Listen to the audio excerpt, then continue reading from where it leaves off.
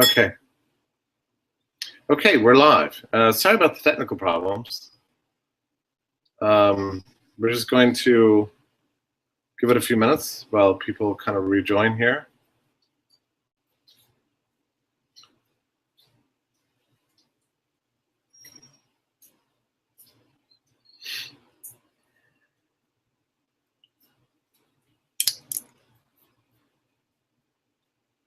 I've got a live link here. Let's see if I can send this out.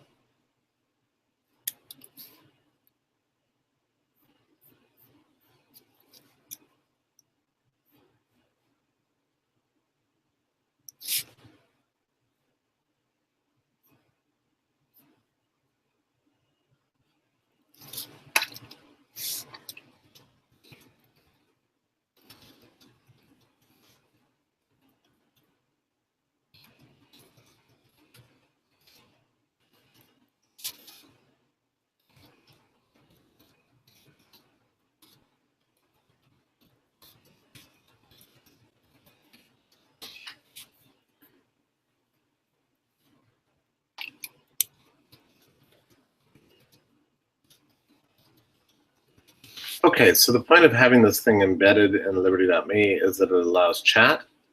Otherwise, I don't think Google, great. I don't think Google Hangouts allows chat, so the point of embedded it, okay, there we go, is to allow chat. So I think we're good to go. I am so sorry for the confusions here. Let's see if I can get rid of. I was just thinking that,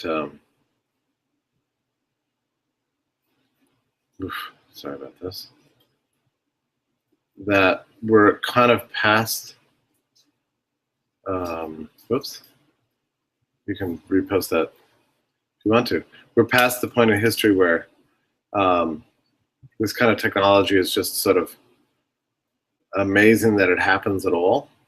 Now it's actually got to happen really well. So I know myself, I've lost patience for technical difficulties on live chat. Like everything's got to be amazing, or else I want out. You know,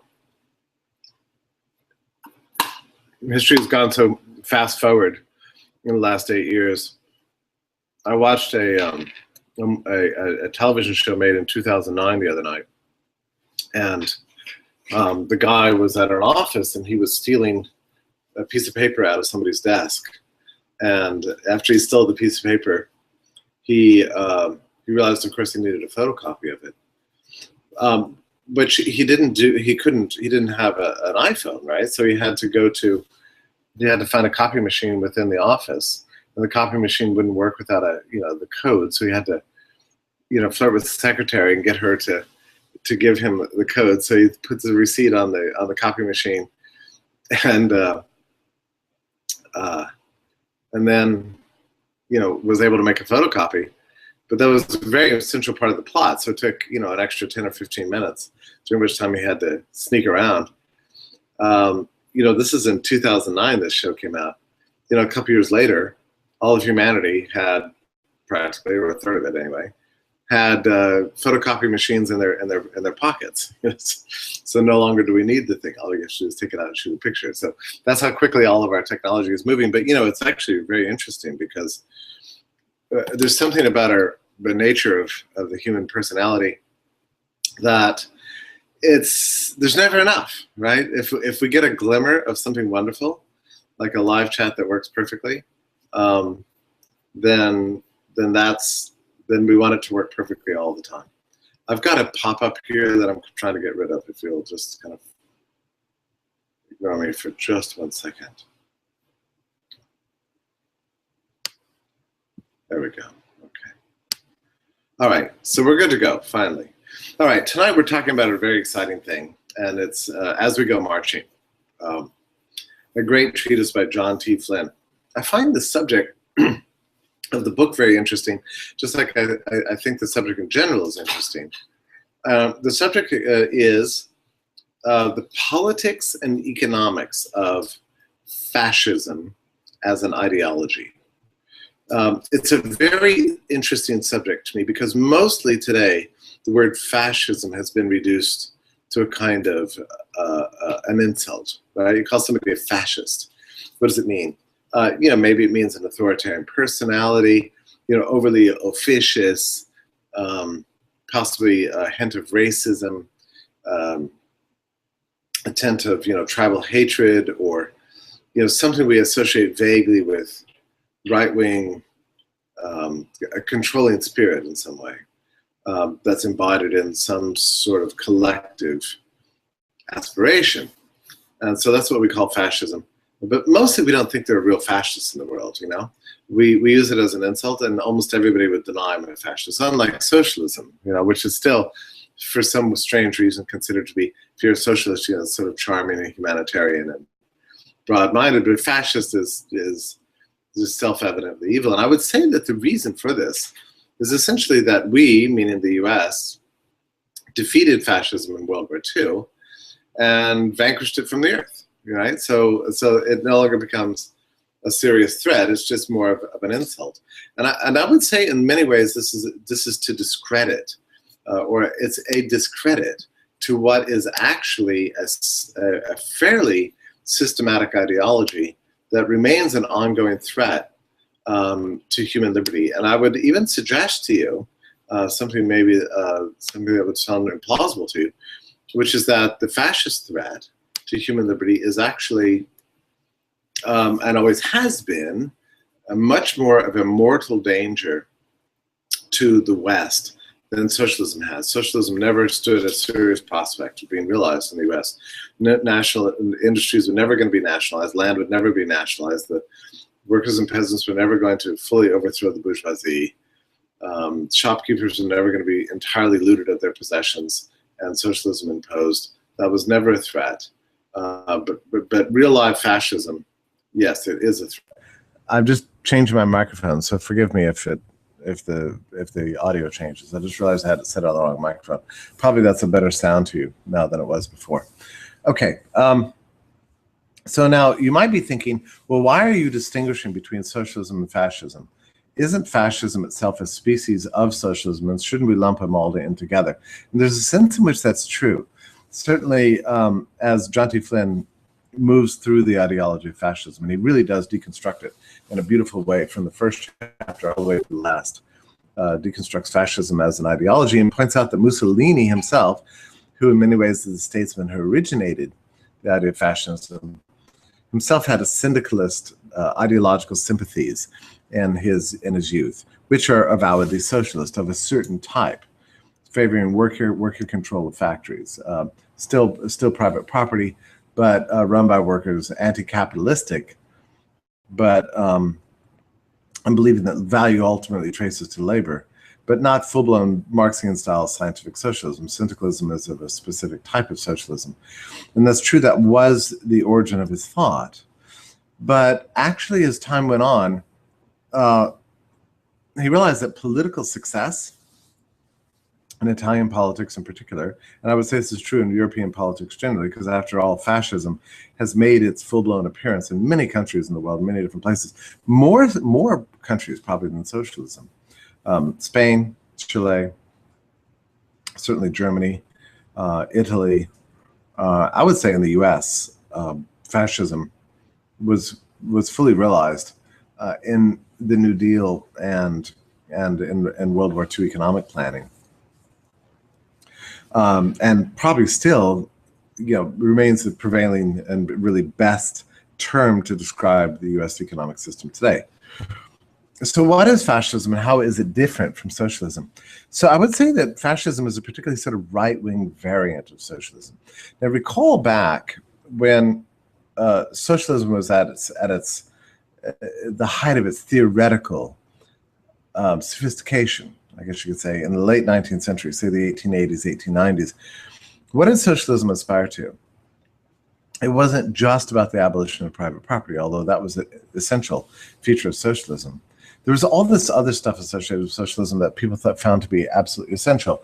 One was the abolition of religion and the prohibition of the clerical class. A very important part of the socialist ideal, that we had to get rid of the clerics, and that something approximating atheism should be the official religion. Another was, and people have forgotten about this, the abolition of the family. This is something that the Soviets never even attempted. As far as I know, no modern experiment in socialism has ever attempted this. But the idea is that women would never be truly free until they could leave the subjugated state of marriage and wifery, which was a form of slavery, according to the socialist mind, and that the family itself was an overly private institution, stood against the collective. It was impossible, so long as the family existed, to achieve perfect equality, since the various quality of parents. There's a natural inclination towards, some children being overly privileged as versus others. There's an inherent element of the division of labor in the family, so that one partner, would tend to do all the professional work, the other one would tend to do all the domestic work. This predictably would fall along gender roles, sexual lines, so that the professional would typically and historically be the man. Woman would be somehow relegated to the position of tending to the domestic life, and therefore not earning remunerative labor. All these things warred against the socialistic ideals of equality, so therefore the family was targeted in particular by what I would call left-wing socialism.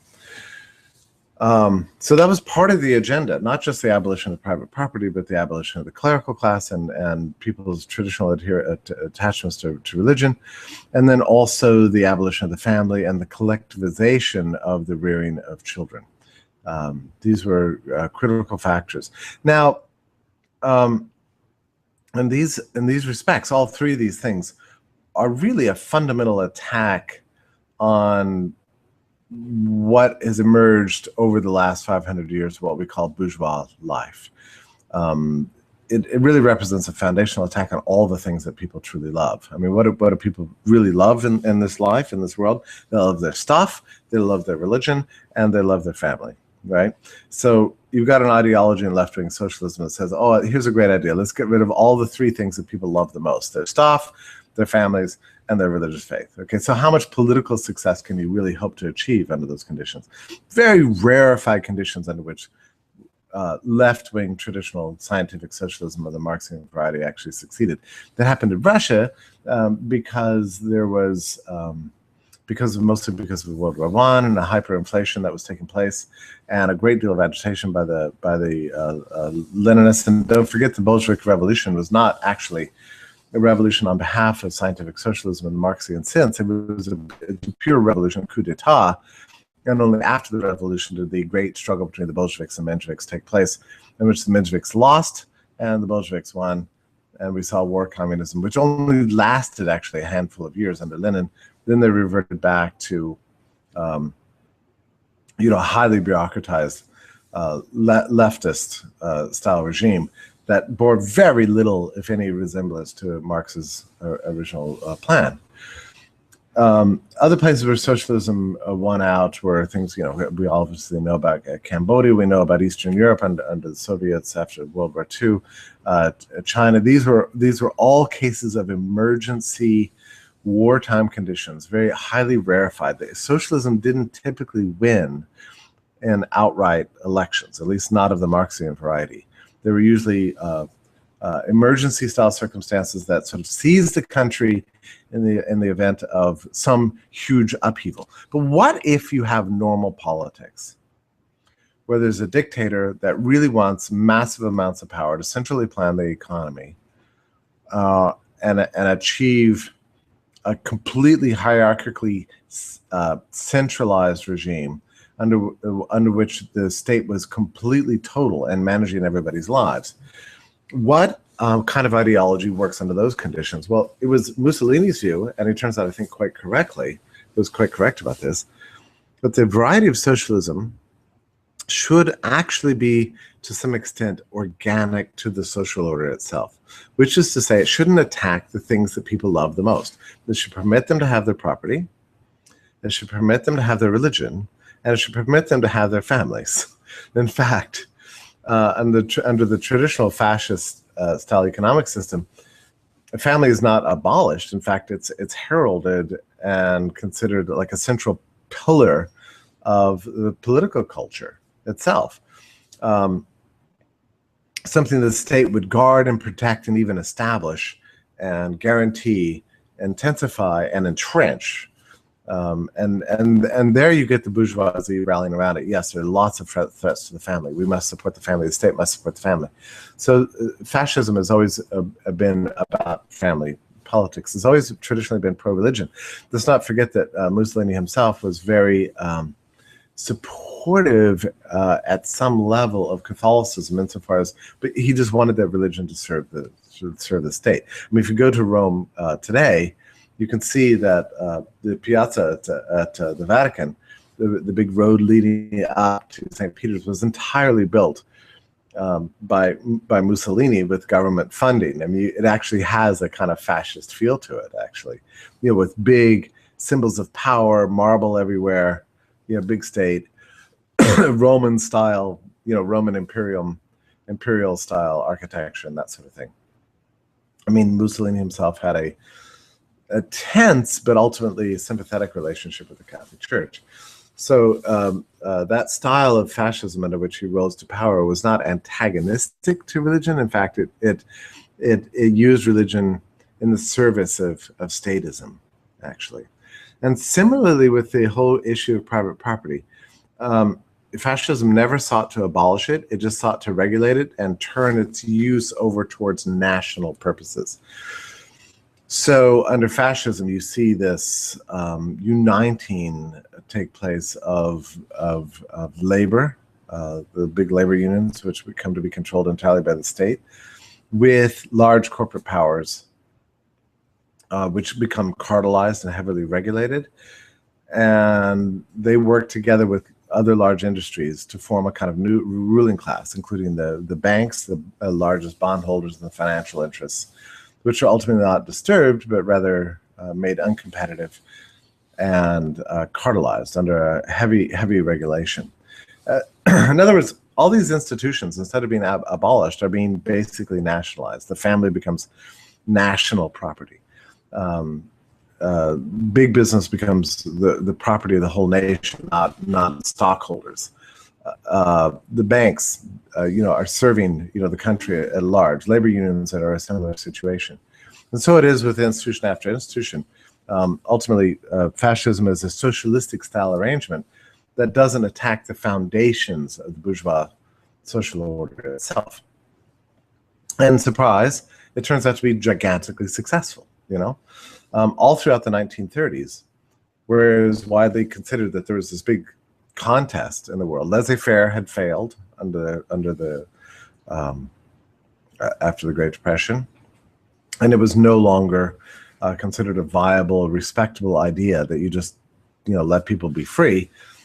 We had to make a choice. We had to choose between socialism on the one hand and fascism on the other. And every responsible, respectable voice in Christendom, so to speak, favored fascism.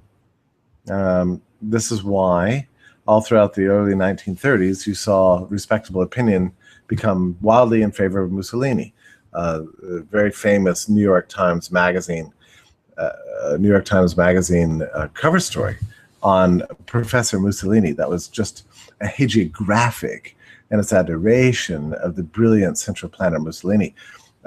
One of my favorite books that came out, I think it was 1934, is called The Planned Society, put out by, I think, Harvard University Press, edited by Harvard economists and sociologists and historians, with a chapter by Mussolini himself.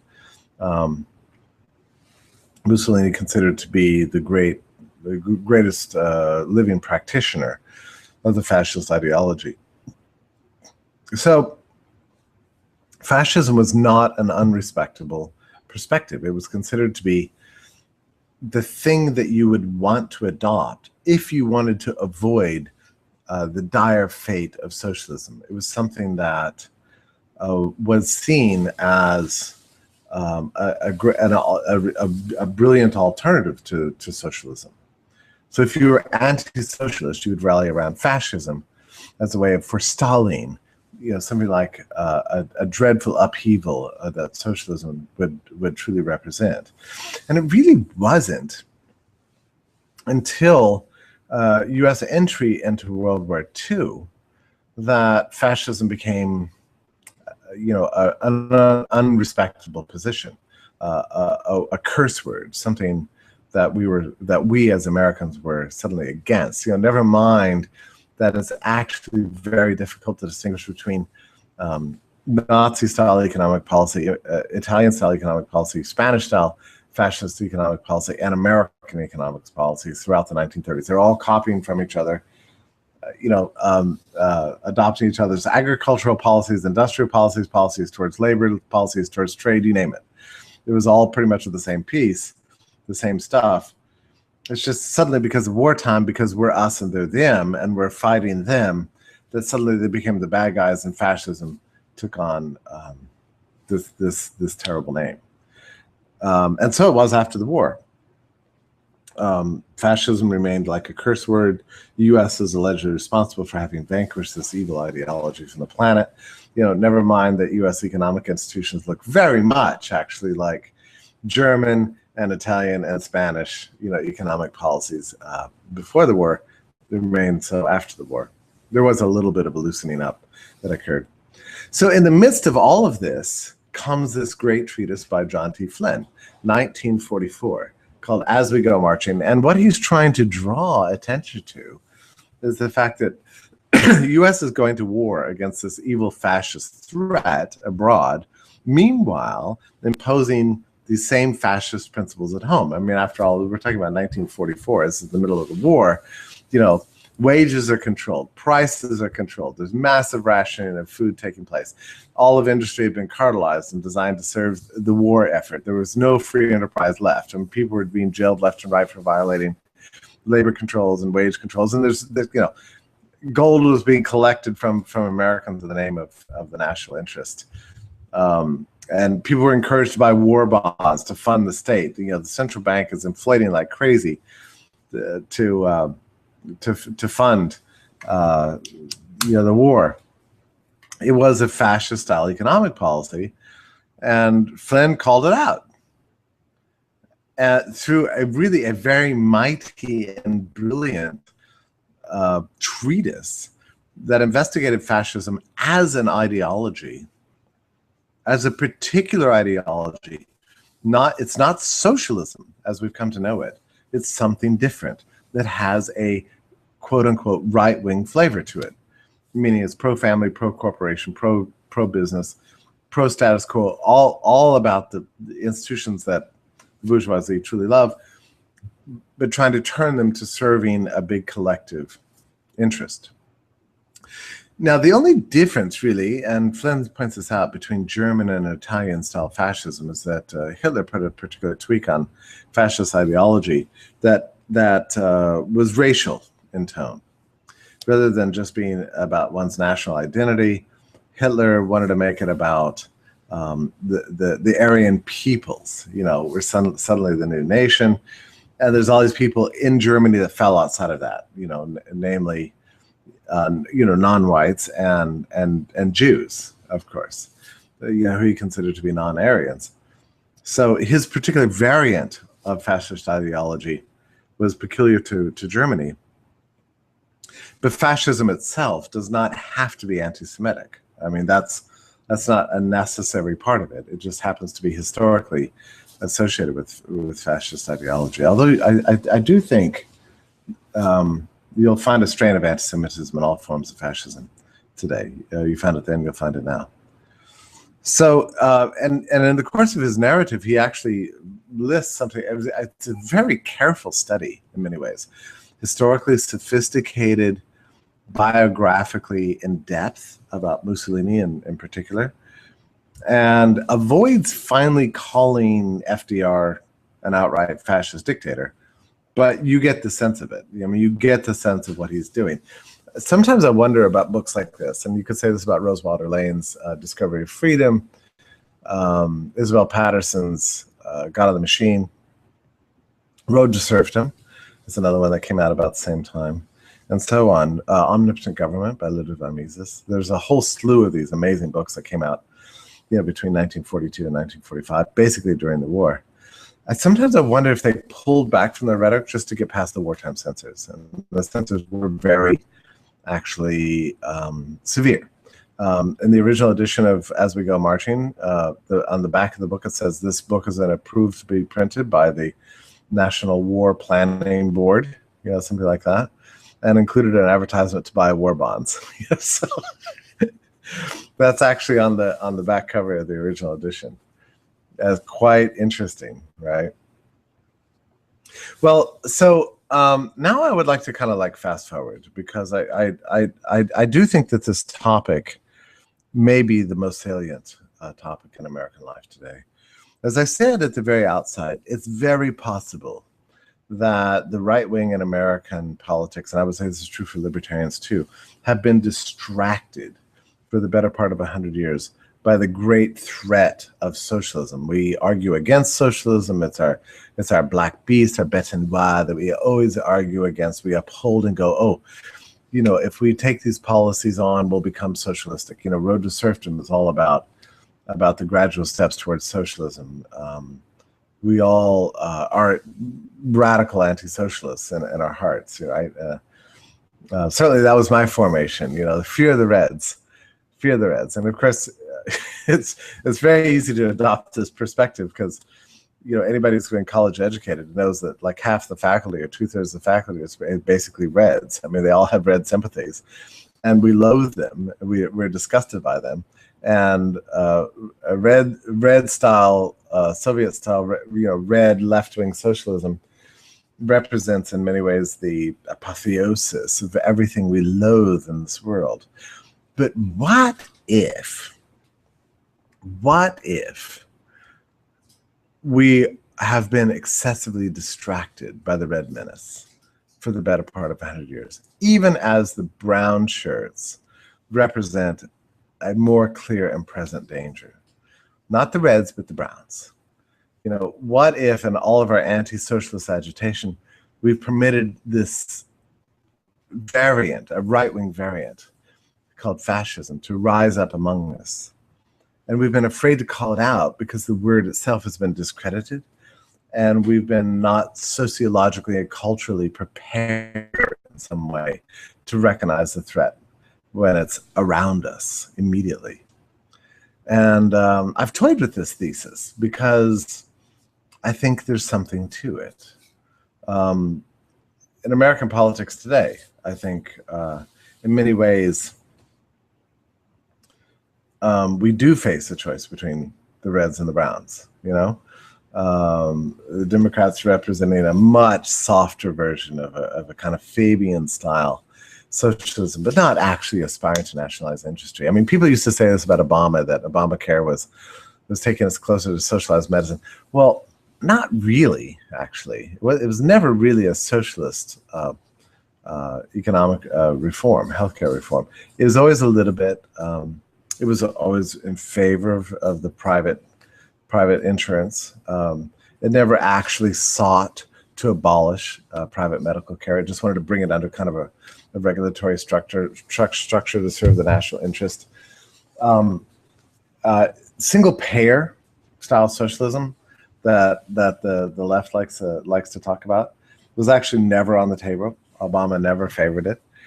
His Obamacare is basically a brown-shirted style policy, because that's what the bourgeoisie are much willing to go for. Red-style politics are never attractive. But still, I would say the Democrats represent a kind of red-tinged political thing. But what about the Republicans? I mean, here you have the real embodiment of, and I don't mean every Republican. I certainly don't want to say this about, the Pauls or, there's many good Republicans out there, just like there's some good Democrats too. But just in general, the ethos of the party, it's not against private property, but it is in favor of the dominant portion of the ruling class that funds the Republican Party, which is a corporate interests, banking interests, the war machine, which has always been a crucial feature of fascism, as Flynn points out. And also its cultural policies are very interesting to think of. Always pro-family, favor of religion. You know, you get the impression from listening to Republicans talk that Christianity is on the verge of being abolished, you know, that the family is under massive threat, you know, all the time, which I don't mean to say it's not, but the nuclear family as it came to be conceived of in the 1950s as an ideal is certainly not under threat. The family is under threat for different reasons, mostly having to do with bad economic policies, but not just as like a hard cultural attack. So you get sort of fascistic brown-shirted style politics emerging out of the Republican Party. I don't think it's correct to call all these policies left-wing. I think they are distinctively right-wing in the sense that fascism itself is distinctively right-wing. And again, the difference between left and right in this case is that the left has an agenda that's fundamentally opposed to the bourgeois way of life, and the right believes in nationalizing bourgeois forms of institutions and culture to serve a kind of patriotic, militarized national ethos. I mean, what they both have in common, of course, is a belief in the planned society, that you should not have laissez-faire. You shouldn't just let people be free to do what they want with no end in sight, let society naturally evolve. No, there's a matter of conscious planning at the heart of both the Reds and the Browns.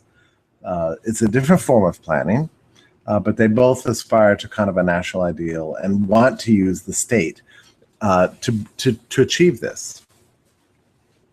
So in general, I would say that brown-shirted style policies are probably as much or a greater threat to the American way of life, certainly in the course of the 20th century. That's true. Socialism has never really been, a threat. It wasn't a threat of the Great Society. It wasn't a threat of the New Deal. It's not a threat now, really. The bigger threat are these corporatist style policies that market themselves as being organic to the American way of life. I mean, there's a way in which Soviet-style socialism eventually became fascistic too, you know, under Stalin, after they abandoned Lenin-style internationalism. So these things can be mixed up. It's not such a clean line between the red and the browns. What I'm arguing here is that there is a distinctive style of politics that deserves the name fascism, that deserves the moniker right wing for specific ideological, philosophical, and historical reasons, and that as lovers of liberty, we should be as alert, if not more so, to the threat of fascism than to socialism. Now, let me just take this one step further, just slightly further, to complicate the picture a little bit more. And I'm not entirely sure how I'm going to approach this, but I'll just plunge right in. If you've been listening up so far and following my argument, you might ask yourself this question: which of the two, fascism, right-wing fascism, or left-wing socialism, is in fact a greater threat to prosperity and to your liberties and to your ability to live the good life? This is a serious question. It's something that you have to contemplate, I think. Socialism, as Mises said, can very quickly produce a living hell. It can produce massive privation. It has. It can produce famine, catastrophic social conditions where you dare not let your children go visit the neighbor for fear that they'll be eaten, for example. This is a very common problem under socialism. Cannibalism, millions dead, turning the whole of society into a war zone of unspeakable human deprivation and suffering and oppression, as versus fascism, which is an inefficient, lumbering, heavily bureaucratized system under which people don't really have rights or liberties, but you're not ultimately robbed of the ability to feed your family, to worship God in the way you want to own things, to find a job.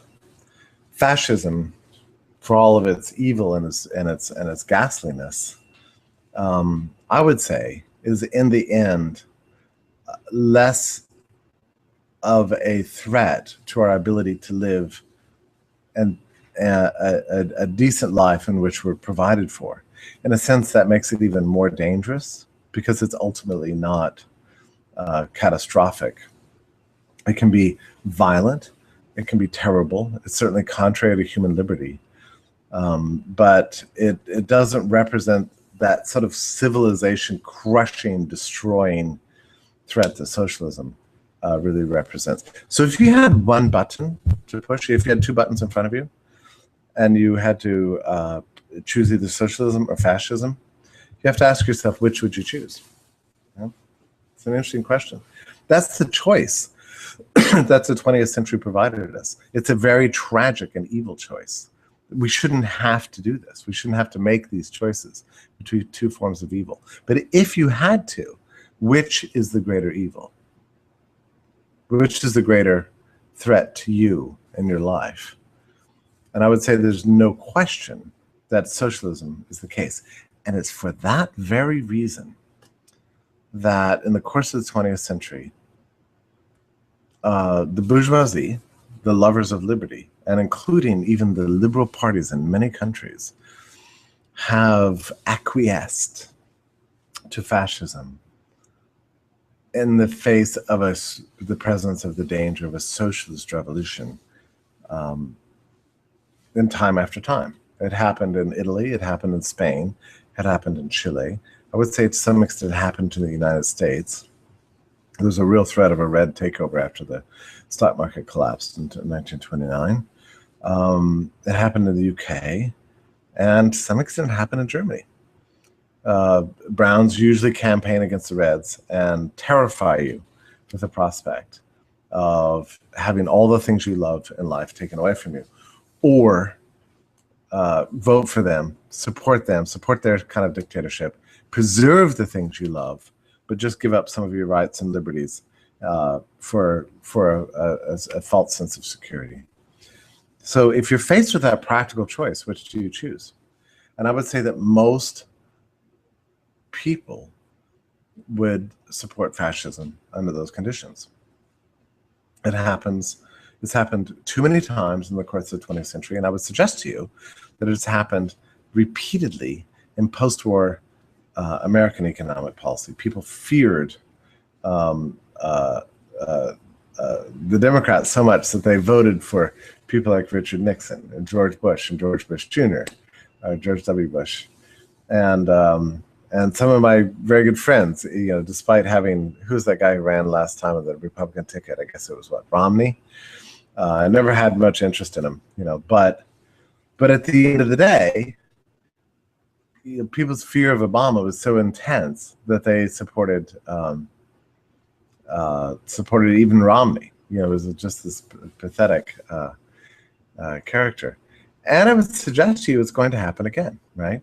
Let's assume that this guy Jeb Bush gets nominated again. I mean, there's not anything about this guy that's even slightly interested in laissez-faire capitalism, as as we saw, in the age of laissez-faire in the 19th century. I mean, it has no concern for this whatsoever. He's a big welfare state guy, a warfare state guy, regulatory state. But when faced with the prospect of Hillary Clinton, and after people watch the Democratic National Convention and see the freak show that inevitably is, people will come around. And in other words, people will embrace the regrettable option of fascism over the terrible fear of the red socialist menace. And for that reason, in a sense, especially, I don't know, we'll see what happens, right? By the way, I'm not saying that when people voted for Obama, they were voting for a red style economic policy. I think people voted for Obama because they were fed up with Bush and wanted something like a more humane foreign policy, especially in a more humane national life in general, which they did not get. But nonetheless, that's what the promise was. But the Republicans win, it'll be for this very reason. So I would just suggest that in a way, a number of things. One is that the fascism is real. It's a real ideology. It lives among us.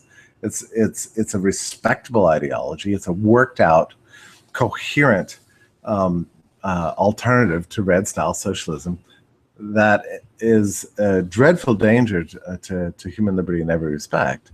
There's probably a greater threat to our liberties than red socialism.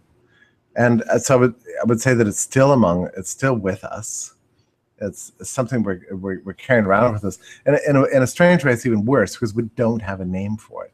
You can't just call Jeb Bush a fascist. You can say, oh, he's fascist. Because it's not a serious comment, right? I mean, those words don't have any meaning. It just sounds like you're cursing. Well, in fact, it does have a meaning. But in any case, back to John T. Flynn. You know that he is a very interesting guy. He started off his career as a progressive. He wrote a really wonderful book called Graft and Business, which was a hilarious progressive era style attack on corporate graft and that sort of thing.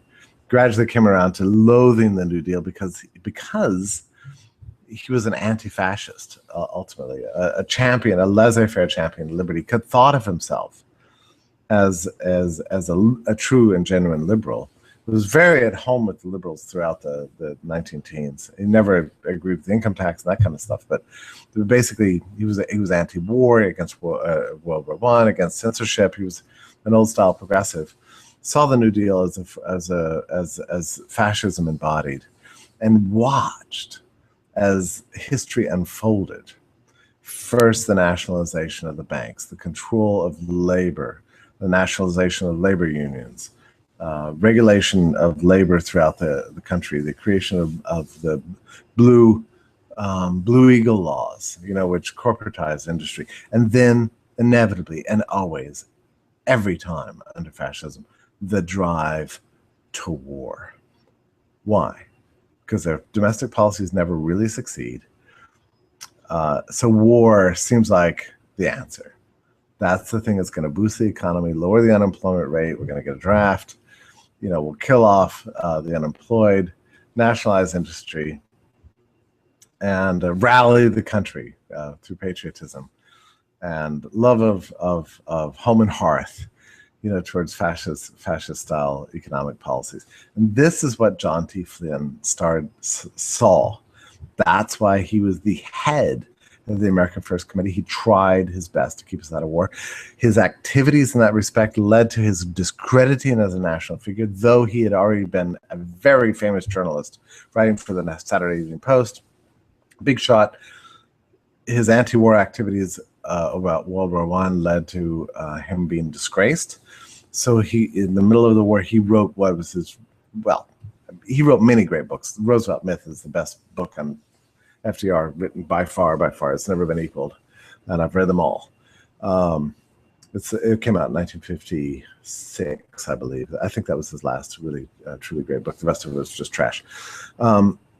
But this book, As We Go Marching, is a book for the ages. It's a terrifying work. It's a work that's brutally honest about the truth, about a brown-shirted ideology, about fascist ideology, and the threat that it represents to you and me every day, not just in 1944, but in 2015 and evermore. In times where socialism is really not a threat, not old-style socialism, I don't think there's any prospect that it could ever come to live among us. Nobody's really talking about the nationalization of the industry, the abolition of the family, all this nonsense that Marx talked about.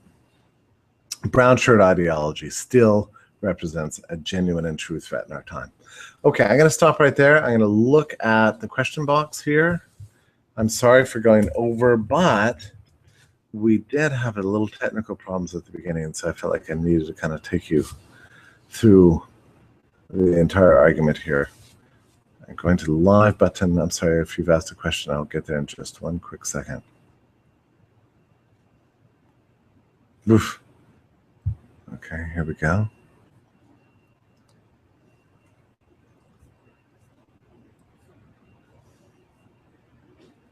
Okay, I'm not seeing the chat for some reason. Going.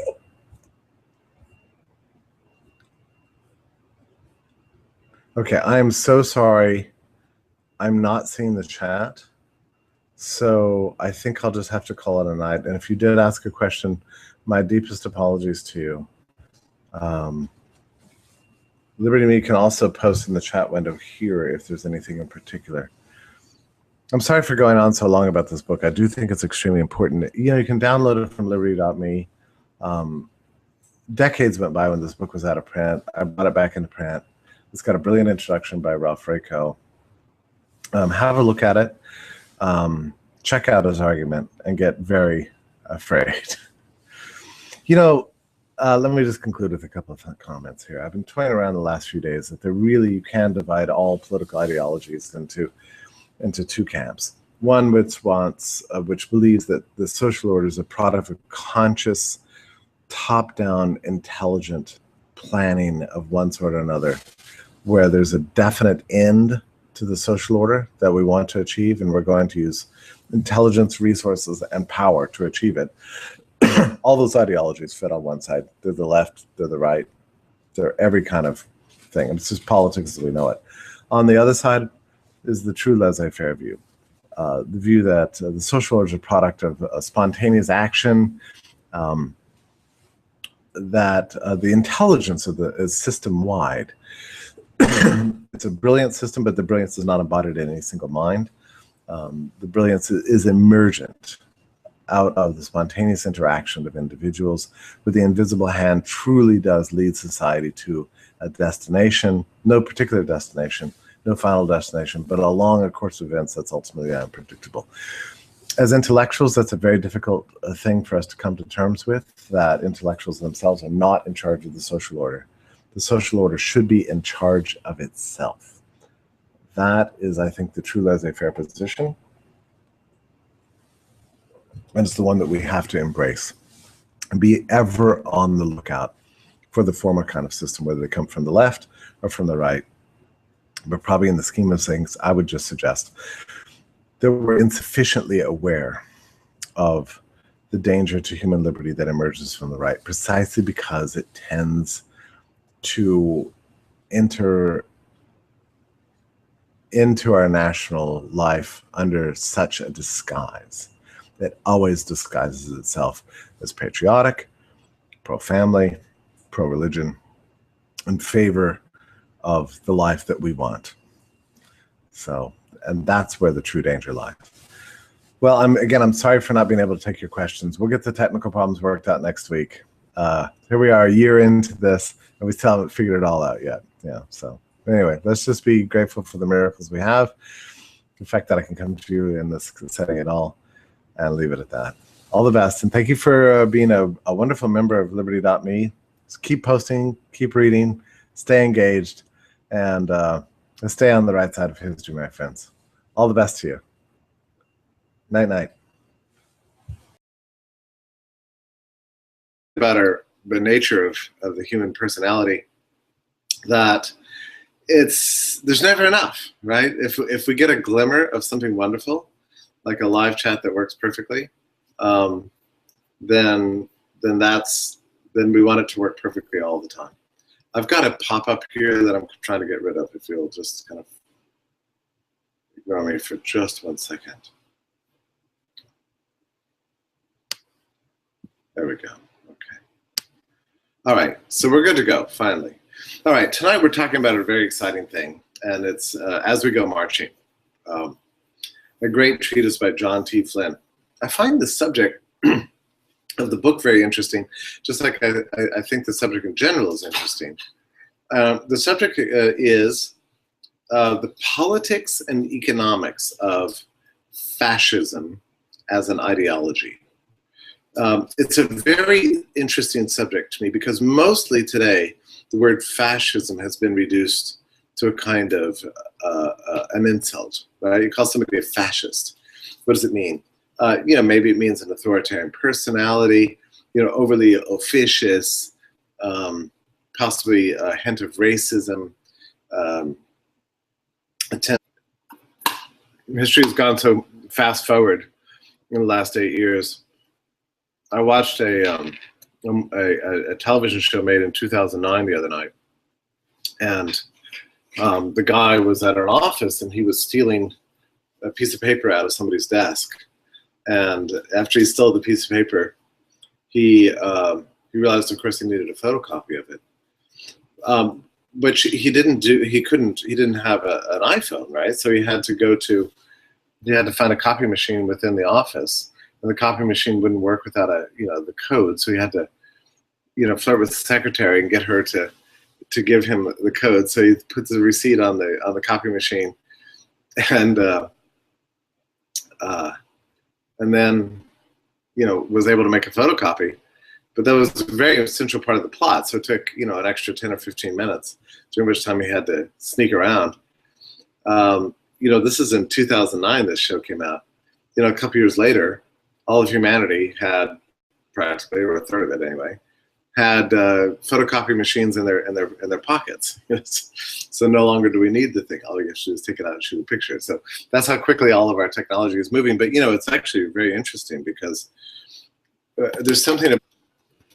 Okay, so the point of having this thing embedded in liberty.me is that it allows chat. Otherwise, I don't think Google. Great. I don't think Google Hangouts allows chat. So. The point of embedded it, okay, there we go, is to allow chat. So I think we're good to go. I am so sorry for the confusions here. Let's see if I can get rid of. I was just thinking that, sorry about this. That we're kind of past, whoops, you can repost that if you want to. We're past the point in history where this kind of technology is just sort of amazing that it happens at all.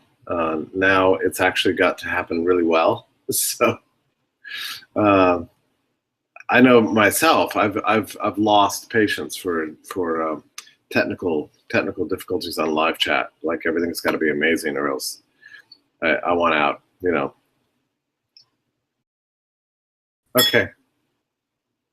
Okay, we're live. Sorry about the technical problems.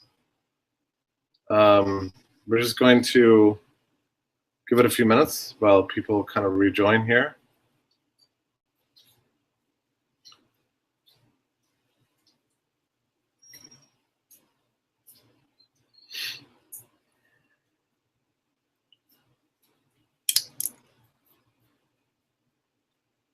I've got a live link here. Let's see if I can send this out.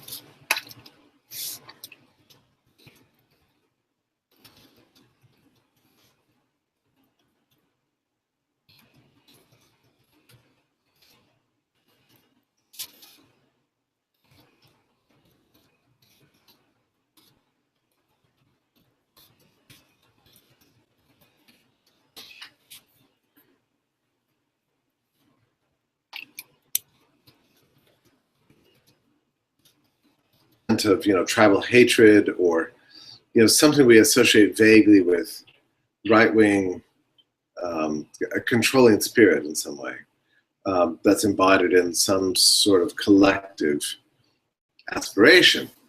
And so that's what we call fascism. But mostly we don't think there are real fascists in the world, you know? We use it as an insult, and almost everybody would deny I'm a fascist, unlike socialism, you know, which is still, for some strange reason, considered to be, if you're a socialist, you know, sort of charming and humanitarian and broad-minded, but a fascist is self-evidently evil. And I would say that the reason for this is essentially that we, meaning the US, defeated fascism in World War II and vanquished it from the earth, right? So it no longer becomes a serious threat. It's just more of an insult. And I would say in many ways this is to discredit, or it's a discredit to what is actually a fairly systematic ideology that remains an ongoing threat to human liberty. And I would even suggest to you something that would sound implausible to you, which is that the fascist threat to human liberty is actually, and always has been, a much more of a mortal danger